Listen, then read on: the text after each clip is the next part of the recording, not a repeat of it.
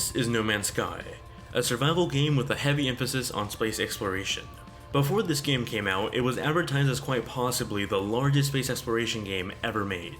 It can technically feature up to 18 quintillion different planet combinations that are so large that no one would be able to see everything in a single lifetime. That's technically true, but not as outstanding as it's probably meant to sound.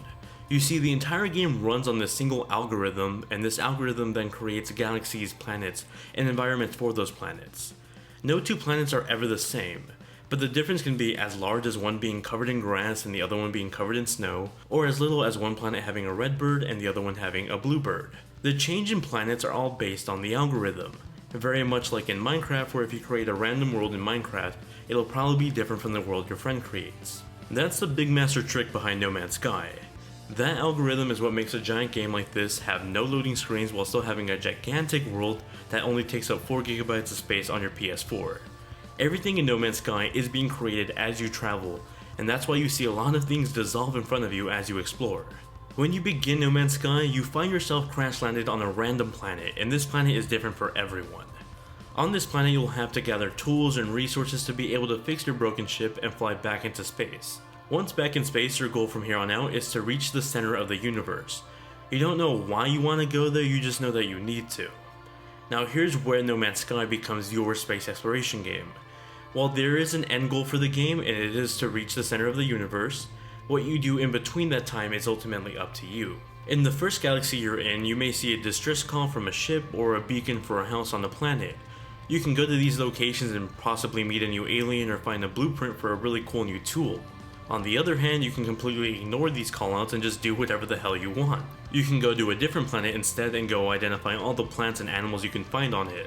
You can go look for minerals like gold and sell it for a lot of money, and then go buy ships or other tools for yourself. The point is, you can pretty much do whatever you want, as the game doesn't really force you to follow the game's main quest. It's ultimately up to you to decide. Now let's talk about the gameplay mechanics. No Man's Sky is a survival game at heart, and for the most part you'll spend your gameplay trying to keep yourself alive, and that means a ton of inventory management. You see, there's a ton of stuff on you that's keeping you alive. You have your spacesuit that's essentially a shield that protects you from hazardous toxic and radiation, and then there's your health bar. The suit runs on isotopes that you can find on different planets. Carbon, for example, is something that you can use to power the suit. These elements aren't particularly hard to find on planets, but it does become a constant chore of having to open up your inventory, refuel your suit from time to time, and occasionally have to go look for the resource. It's not just your suit either though.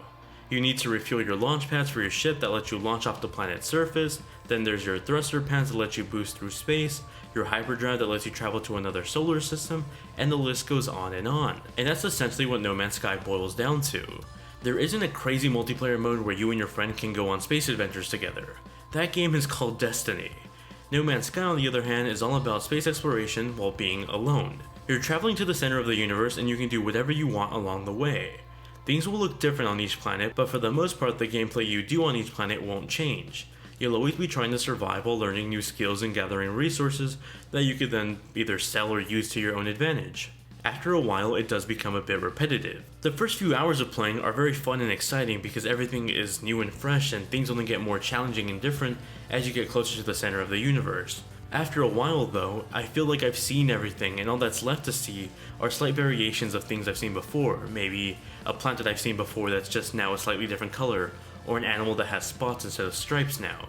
Very slight variations. I've clocked in about 30 hours into this game already, and although I've had fun in this universe, I don't really see myself playing for hours on end like I have in the first few days. If anything, this game will eventually become a game I just play a few hours a week at most, something I play in bite-sized pieces. I think No Man's Sky is a fun and good game if you know what you're signing up for, but like many other games this year, I think it became a victim of overhype, and not really on the fault of the developers, but all the people that got really behind this game and then thought it would be this iconic piece of video game history.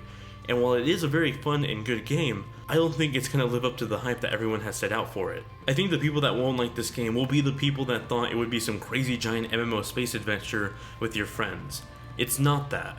No Man's Sky is a space exploration game, but it's one that you do on your own, and it's one where you craft your own journey and make it your own. I got to play this game on the PS4 running at 1080p 30 frames per second with very little to no frame rate drops. This game isn't perfect though. On my own journey and judging by the people I follow on Twitter, this game suffers from random crashes sometimes, specifically when you do a hyper jump from one solar system to another. At the time of writing this review, it still suffers from this issue, but it's also pretty random.